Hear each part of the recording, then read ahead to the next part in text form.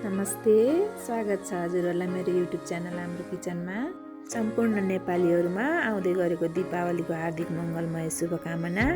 आज मैले सजिलो तरिकाले खुर्मा बनाउँदैछु। रेसिपी हजुरहरूसँग पनि सेयर गर्नेछु। भिडियोलाई अन्तिमसम्म हेरेर सपोर्ट गरिदिनु होला। यदि हजुरहरू मेरो युट्युब च्यानल पहिलोपटक हेर्दै हुनुहुन्छ भने फेरि पनि यस्तै भिडियो हेर्नको लागि सब्स्क्राइब पनि गरिदिनु होला। अब मैले ढिला नगरी खुर्मा बनाउन तर्फ लाग्दैछु। सबैभन्दा पहिला त मैले यसलाई चाहिने सामानहरू देखाउँदैछु, हेर्नुहोस् है त।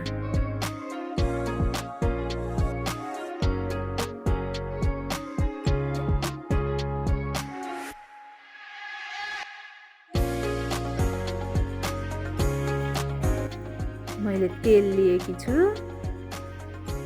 150 ग्राम सुजी, 150 ग्राम मैदा, 150 ग्राम चामलको पिठो, 3 चम्मच चिनी, आधा चम्मच सुकमेल पाउडर र 3 चम्मच घिउ लिएकी छु। अब मैले एउटा बलमा सुजीलाई खनाउँदैछु। यसैमा मैदा पनि राखिदिएँ।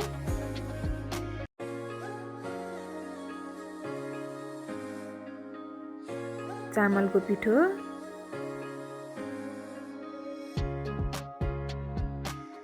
चिनी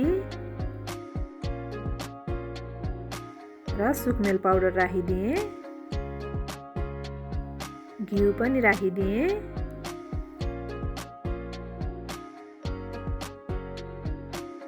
अब यसलाई राम्रोसँग मिक्स गर्दैछु। करिब 15 मिनट जति यसलाई यसै गरी मोल्नुपर्छ।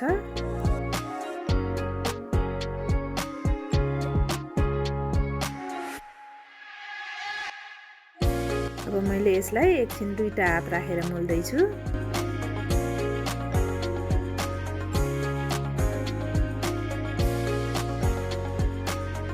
अब मैले यसमा थोरै पानी राखेर यसलाई मुछ्दैछु।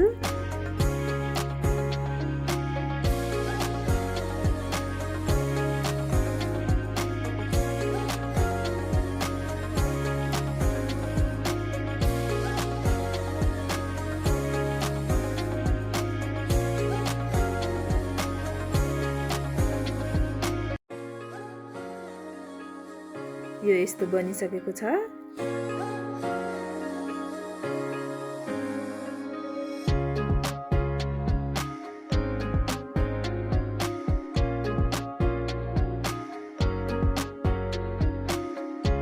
अब मैले यसलाई 2 घण्टाको लागि छोपेर राखिदिन्छु।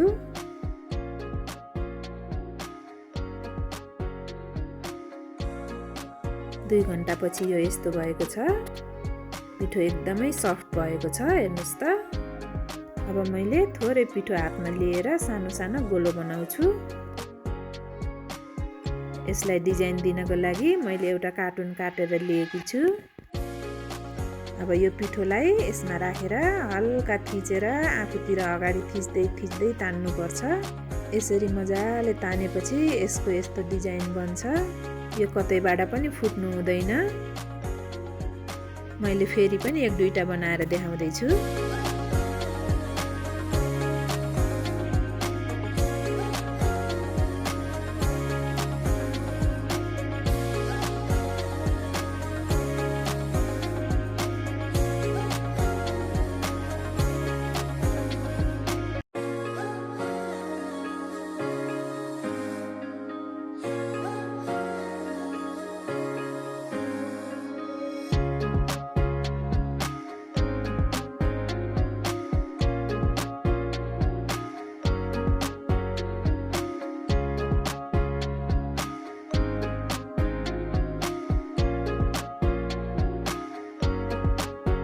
यो काँटामा राखेर पनि मैले अर्को डिजाइन बनाएर देखाउँदैछु।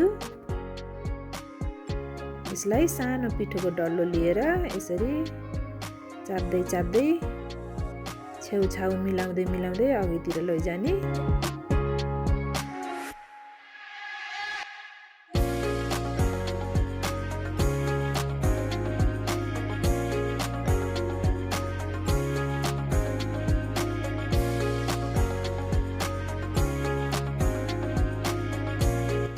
अब पछाडिबाट यसरी बटार्दै लैजाने।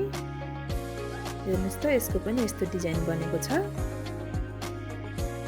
अब मैले यो सबै बनाइसकेकी छु।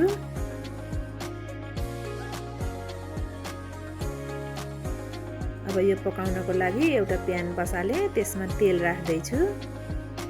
फ्लेम पनि अन गरिदिए। सुरुमा फ्लेमलाई हाईमा राख्नुपर्छ। तेल पनि तातिसकेको छ। अब मैले यसलाई एउटा गर्दै राख्दै छु। अब फ्लेमलाई मिडियममा राखेकी छु।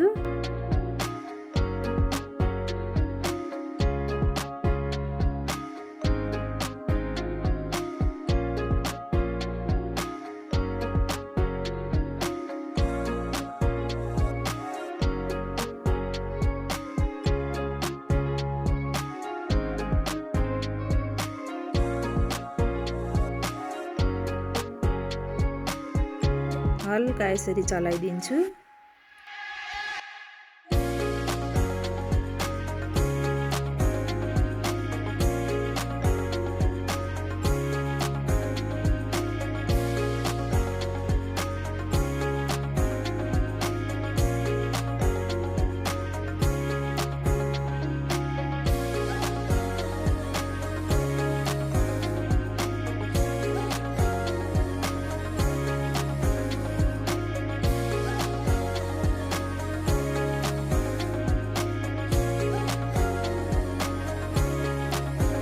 यो यस्तो भएको छ। यो पाक्नको लागि यो गोल्डन कलरको हुनुपर्छ।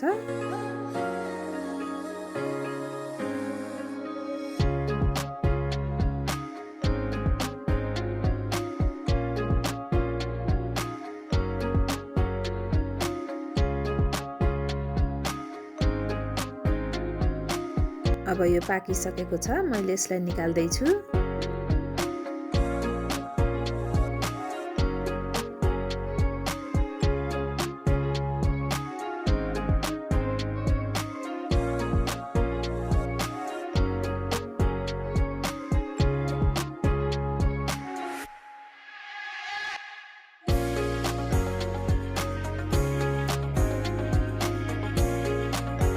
अब अरु बाँकी पनि मैले यसमा राख्दै छु।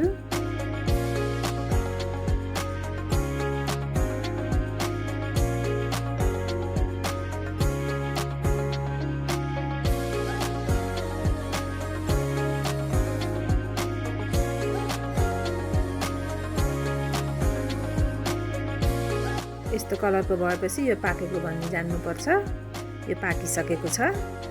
अब मैले यसलाई निकाल्दै छु।